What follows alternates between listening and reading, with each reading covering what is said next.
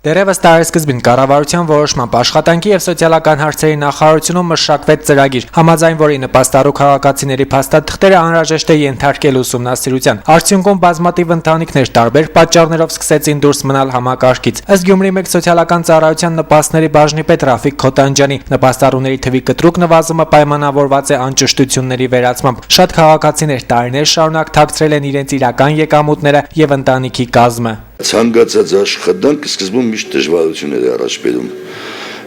Գրանցում չունեին։ 15 տարի ամուսնացած են, գրանցված են հայրական տներում։ Դե վերջը պետք է ուղղվել այդ գրանցման խնդիրը։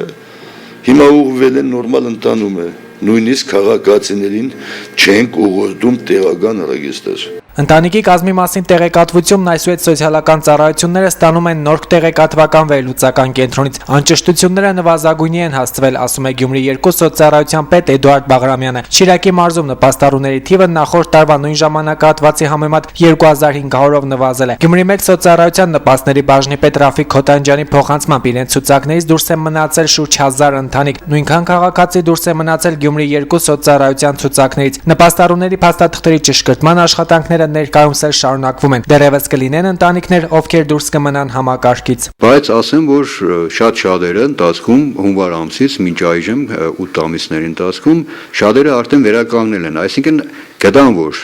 հաշվառումը, փաստագրման համար պարտադիր է։ Եվ այն ընտանիքները, որոնք չէին ունեցել իրենց փաստացի բնակության վայրում հաշվառում,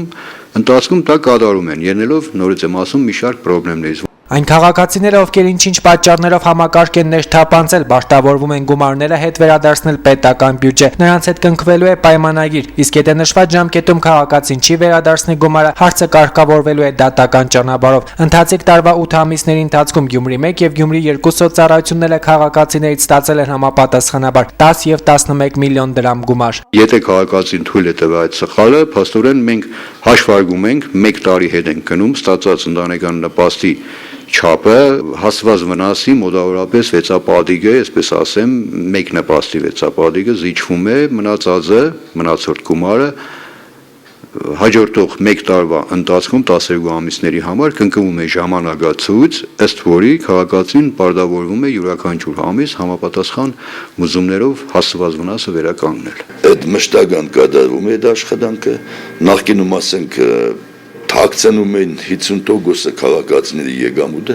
այսօր հասել ենք մինիմալի 1% նույնիսկ թաքցնող չունենք։ Այսօր քաղաքացին գիտե, որ հայտնաբերվելու է, հետ է գանձվելու,